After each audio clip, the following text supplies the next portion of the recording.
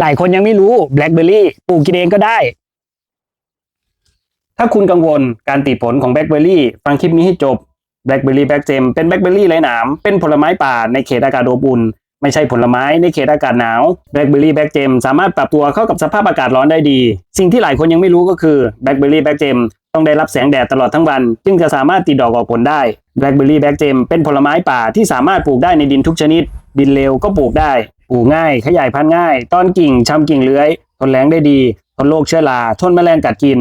ผลมีลักษณะกลมขนาดเล็กจับตัวกันเป็นกลุ่มคล้ายไข่ปลาผลสุกสีม่วงดำรสชาติเปรี้ยวนำหวานตามผลสุกงอมรสชาติหวานไม่ติดเปรี้ยวแบล็คเบอร์รี่แบล็คเจมจะเลือกปลูกลงดินหรือปลูกลงกระถางก็ได้ที่สวนของคอลลอยปลูกทิ้งแบบบ้านๆคุณก็สามารถปลูกกินเองได้แบล็คเบอร์รี่แบล็คเจมแบล็คเบอร์รี่ไร้หนามต้นพันธุ์กิ่งตอนต้นพันธุ์ขนาด 30-40 เซนติเมตรต้นแข็งแรงใบเขียวเข้มลงปลูกอีก 6-7 เดือนเท่านั้นก็สามารถติดดอกออกผลได้ต้นพันธุ์มีน้อยใกล้หมดกดสั่งตอนนี้